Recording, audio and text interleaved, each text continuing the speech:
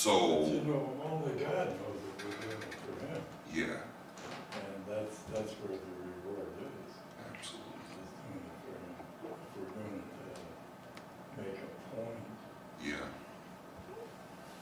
Yeah. We can take a lesson out of January. Yeah, We could take a lesson out of what they say January 6th was.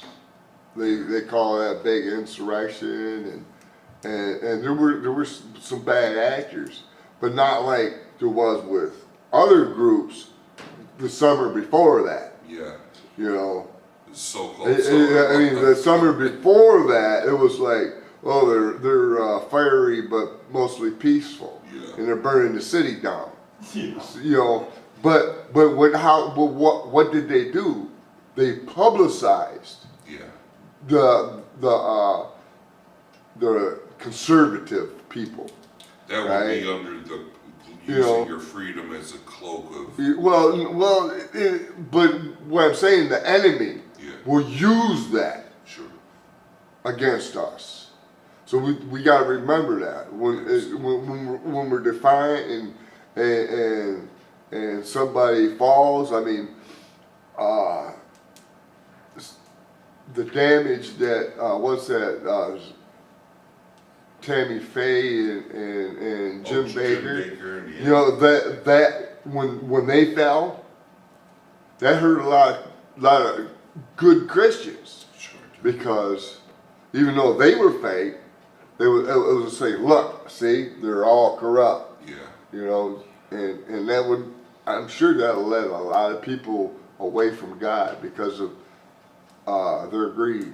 oh, You know, and that's the other thing we got to remember is not just what the enemy does, what other people perceive us doing. people that are looking to justify their own sin will quickly use that as an excuse to say, see, it's all. So we are now at verse 21,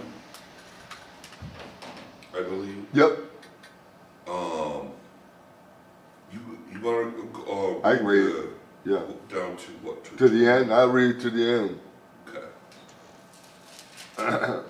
Yeah. Couldn't go there. To this you were called, because Christ suffered for you, leaving you an example that you should follow in his steps. He committed no sin, and no deceit was found in his mouth. When they hurled their insults at him, he did not retaliate. When he suffered, he made no threats. Instead, he entrusted himself to who judges justly. He himself bore our sins in his body on the tree, so that we might die to sins and live for righteousness. By our words, by his wounds, you have been healed. For we were like sheep going astray, but now you have returned to the you have turned to the shepherd and overseer of your souls. This is one of those chapters that falls under the old idiom, easier said than done. There's some hard things here. Very clear to articulate, but when you're in the heat of the moment, how difficult is it when somebody is just, you can tell in a lot of it these days, people are really overcome with their emotions. They don't necessarily have a lot of substance or even a retort to an argument, but they're so willing to shout you down in the public square or to point you out or to do something strictly from emotional content, rage in a lot of cases. Not a lot of discourse going on, whereas perhaps earlier on in the 20th century, in the 1900s, people were willing to have a conversation, and at some point they said, well, we just disagree on this type of thing, so, you know. But nowadays, it's that, well, it's an element of fascism where they just say racist or bigot, you know, and they just start muckraking and calling names and stuff like that. which they did to Jesus. They were like, this guy's a troublemaker. You know, what are we going to do with this guy? They took up stones many times to kill him and what have you, and he didn't respond in kind at all. In fact, he did the opposite. Well, he died. He paid the penalty of Yeah. the ultimate price. He did not repay hostility with hostility. He said, God forgive them, Yeah. for they know not what they do. He responded with grace and peace, which Well, is, he come to die, so he had to die. But it sure didn't make it any yeah, easier. but What? we got to remember the context he's talking here again. They're under the Emperor Nero, who did not like Christians. You know, and he knows where they're going. You know, because they've already been there. You know, there are people being tortured and burnt in the gardens of Nero and stuff, and lighting the pathway. You know, Christians burning, and he's telling them not to, you know, cry out, you know, and you know, to take it, to suffer it. How much harder for him knowing, because it's a little bit different for us because we are sinners, but for him knowing that his slate was clean, knowing that he was an embodiment of righteousness. Satan had nothing in him. And all these other sinners are reviling him and basically engaging in the highest form of hypocrisy. They brought all these accusations and stuff against God in the flesh. Yeah. Well, he also had the power. He also had the power to stop it at any time. Quicker than that. And would have been righteous In and doing justified in doing so. Yeah, exactly. You know, but yet That's what mercy is. When you're justified in doing something, and you don't, that's extended mercy. Yes. That's the first form of mercy that we have. Absolutely. You know, I think not only back then, but I think human nature itself, they never questioned what would happen if Jesus just said, no, Yeah. I'm not going to do that. Disastrous for us, right? And they don't even take that into consideration. You know, so, you know, you're a threat to us, and we do that today. We do that with everybody. Sure do. Not just Christians, but even our neighbors. Correct. You know, I think it's worth saying for us too, this might have been a little bit more of a challenge for Jesus, knowing that he was totally innocent, and none of us can look in the mirror and say, Lord, you know, I'm clean, let all these sinners, you know. He was totally justified, whereas we can kind of relate that, man, I've been there. You know, so in a sense, thank God, if we can wrap our minds around it, at least be like, I've been that ignorant dude. And we can have a little empathy that way. It's still difficult when you're trying to follow the example, like it says here, Jesus has left us an example, and you're trying to follow that example, and you're trying to do good. It's almost like that old idiom, no good deed goes unpunished, right?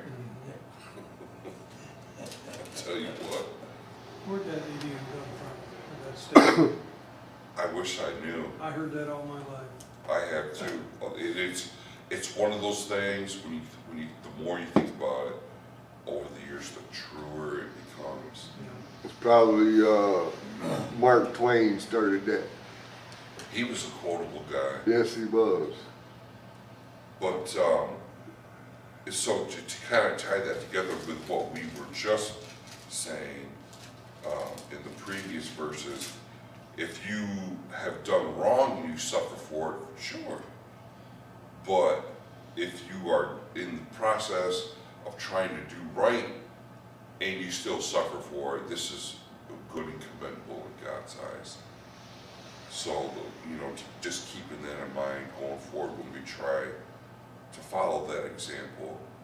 And that kind of also ties in, he who is forgiven much loves much. I try to lean into that, you know. Well, I truly believe forgiven a lot. that the more you're free, but that don't mean you go out and cause more problems, but. No, or to excuse, because sometimes we'll use that as, well, I'm not gonna call this brother out on his sin because I wouldn't want to.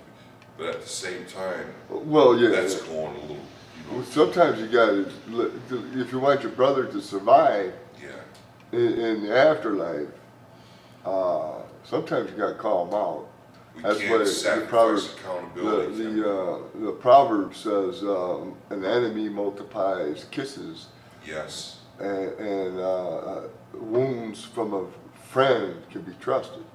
absolutely. So sometimes you gotta be, I'm not brutal, but sometimes you know you're gonna step on a toe, you know, and to say, hey, should you really be 3 bottles of vodka, you know, in driving? You know, I mean, you gotta say it, you know, if you got 3 bottles of vodka and you're driving, you gotta tell them, Absolutely. you know. And sometimes you need to be a little stark and get their attention. Accountability is- There's a time or two you might have to just cut them off, Yeah, you know, just say, hey, okay, that's the way you're gonna act, yeah, right? I can't be a part of that. I warned you, you know, I did my due diligence. I warned you about it, and you can't seem to, and you just, you know, have to just cut them off.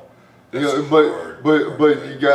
you do need to remember the repentance, because when brother asks you to come to you and ask you to forgive him, you gotta, you know, 7 times 7, you know, Yeah. that thing. You know, you got to remember that, because ultimately you're trying to save their soul. yes. We're all trying to get there, and it's easier. Many hands makes light. Sometimes you need a push. Yeah. You know, Yeah, when I don't know, Mike could probably agree with me. You know, in boot camp, every now and then you're starting to drag, and the guy behind you gives you a little nudge to pick him up. Oh yeah. You know, because we are supposed to be a unit. Jesus is the head, and we're the body, and the body is a unit. And it is not. It's the opposite of chaos. There's order. We've already said it. You know, it's not chaotic. It's order, because if one foot want to walk one way and the other one go another way, you rip in half. You know, everything's got to be together.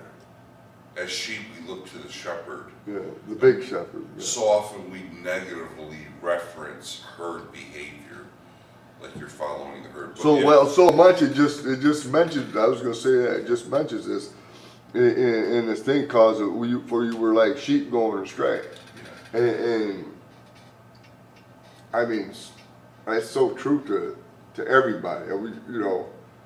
We all have sinned, Yes. and we all go astray.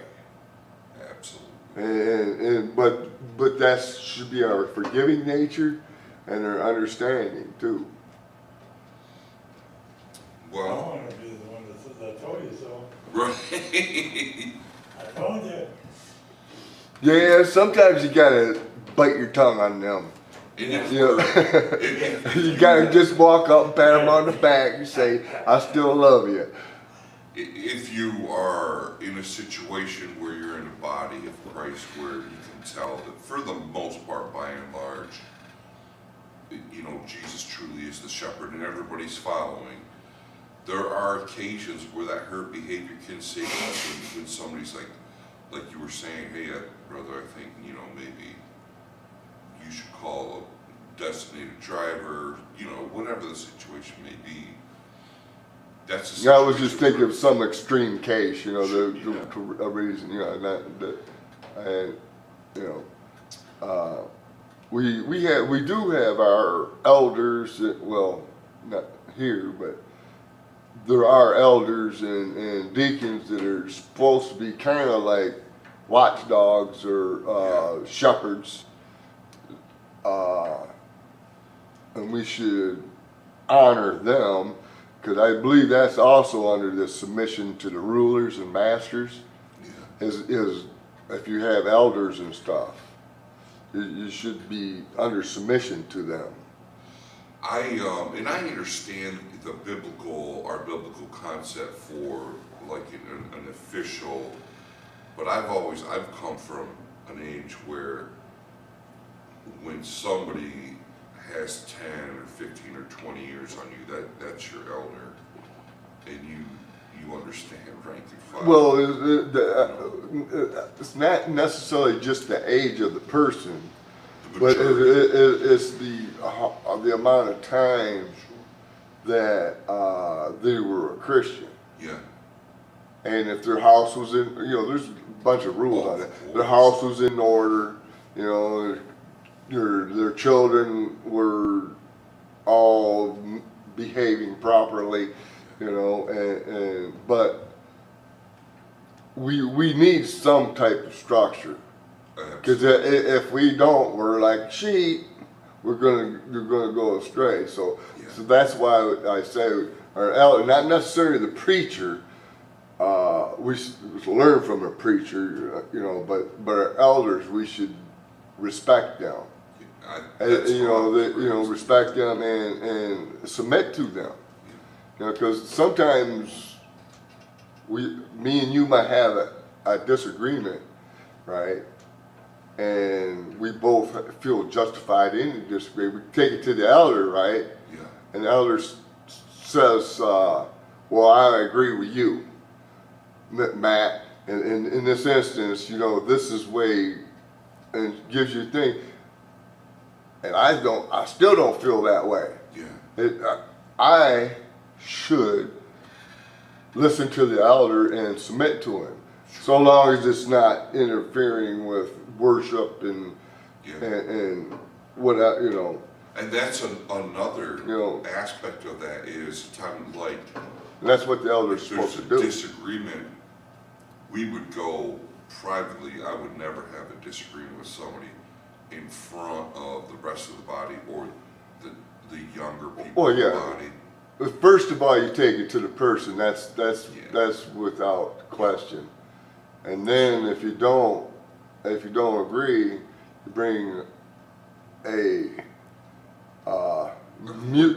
neutral, somebody neutral, and then you bring it, and then if you can't convince them, then you bring it to the elders, and then you bring it to the church if it's that grievous. It's an order and a process. It's kind of like an appeal process. Sure. Like that's where we get our laws from. Yeah. And American laws are directly out of the Bible, the concepts of the Bible. Yeah. And we have a way to deal with stuff amongst the brotherhood.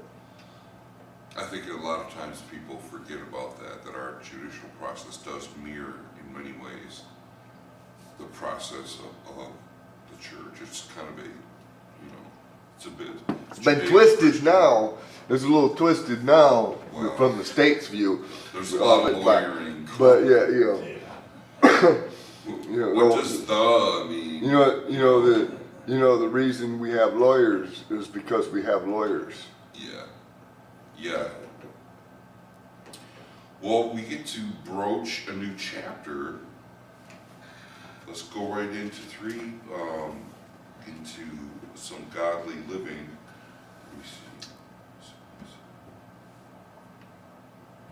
126. Yeah. Okay, I'll read it. Okay. In the same way, you wives, be submissive to your husbands, so that if any of them are disobedient to the word, they may be won without a word by behavior of their wives, as they observe your chaste and respectable behavior. Let not your adornment be merely external, braiding of the hair, the wearing of gold jewelry, and putting on dresses, but let it be the hidden person of the heart, with the imperishable qualities of a gentle and quiet spirit, which is precious in the sight of God. For in this way, in former times, a holy woman, the holy woman also, who hopes in God, used to adorn themselves, being submissive to their own husbands. Thus Sarah obeyed Abraham, calling him Lord. And you have become her children if you do not do what is right, without being frightened by any fear. And so here we have, We got some Christian women that her husbands are not faithful, yeah, and he's instructing them that you need to act in such a way that you actually can win your husbands over based on, you know, the way you act. And if you look at this, I'll tell you what, there's a lot of women that don't follow this. You know, there is a whole spirit of this age that would take these verses and say, we need to strike these verses from the Bible. yeah, If you ask me, most of us nowadays is the paint that people put on their faces. You know, that's just, to me, that's just an instant turn off. But the gold and the hair and stuff is just outward appearances. that's not as important as what's inside. Yeah, it's the outward appearances. And to be truthful, most women pretty up themselves, not for men. Yeah, It's for women. yeah, It becomes a status to other women. You know, it's like guys in fast cars. It's not to, a lot of times they think it's to, impress the girls, but girls ain't really impressed with fast cars. Other guys are, you know, and it swings both ways, if you think about it, you know, but the emphasis is on the inner woman. Because I've never, before I even knew these things, when I was younger, I never liked women who were clean, of course, clean and stuff, but when they had makeup and a bunch of fancy clothes and stuff, it was just, to me, it was fakery. I could see, when I was young, I could see it was just, it's fake. And I like the inner, the plain person that you could see through the camouflage. I agree. I feel like, But there are no women here, so I don't, I Yeah. like to hear, I like to hear some And difference. we can be a little bit free right now. Yeah, I'm telling you. No, there's I no. feel like they don't need it. I feel like society has sold them on, you are not beautiful enough. God did not do a good Exactly, job. yeah. That's the other thing, For me, insecurity. and it's such a tragedy. It's all about money. Yeah, and it's about money, it's about attitude. Yeah. And to me, two things also stick out in these 6 verses. Number one is the power of your nonverbal evangelical duties.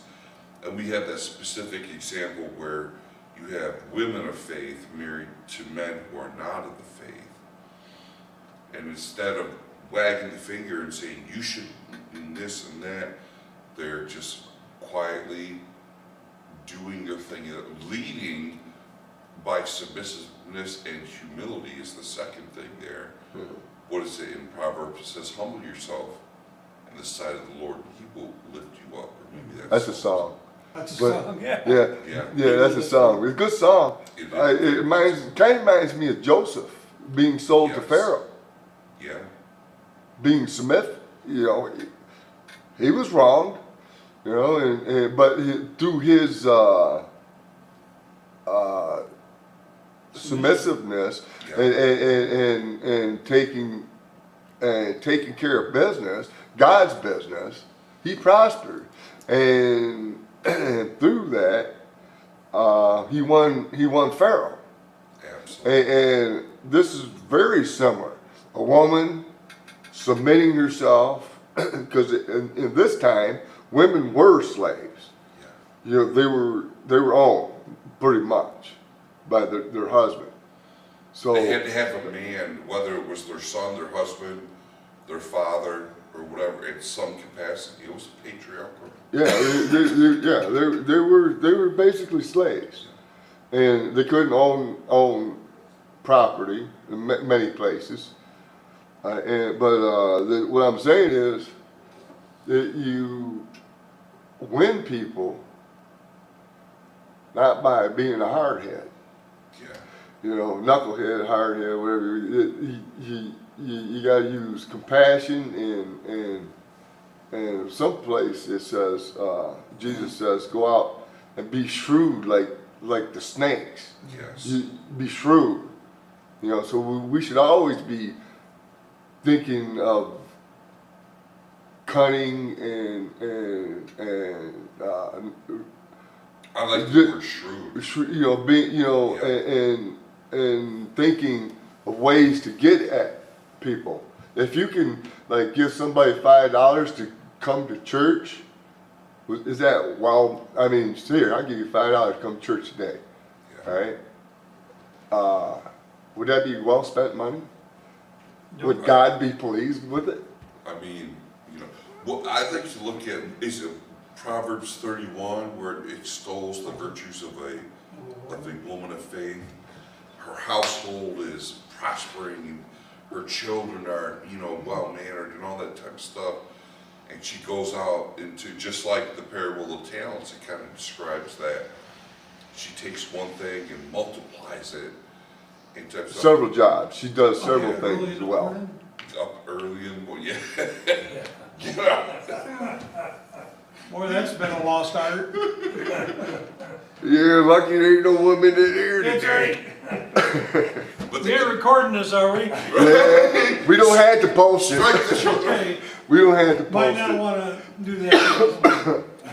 But if we care to kind of juxtapose it, this is a very Hebraic or Jewish way of thinking. You lead through submission. I mean, Moses was big. I mean, he wasn't no king. He was kind of a leader, but he led through submission, through submissive behavior. Joseph, Daniel. These are all even male Hebrew figures who won the favor of kings and emperors through humbling themselves.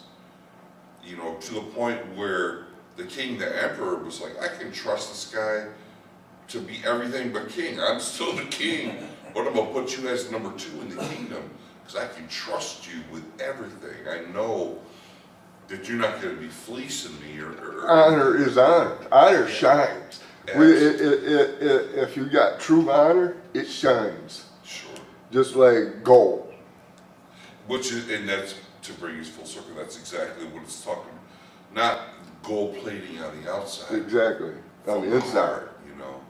Yeah. And how powerful is that if you, through your nonverbal communication and through being submissive and stuff like that, but that's almost we don't say submissive in today's society.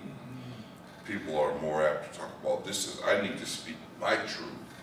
And meaning there's a lot My of rights. me, My rights. my rights, and don't tread on me, and all that has its place, I suppose, and stuff like that, but that's not necessarily the example that Jesus left us. I mean, he was a strong figure. He was what you might call, in many cases, a strong silent type. I mean, he was silent in the presence of Pilate and stuff like that. When they were drawing him to try, just say it plainly, just say it plainly. He's like, you guys have already said it. Are you the Son of God? You said it, not me. You know, type of thing. So he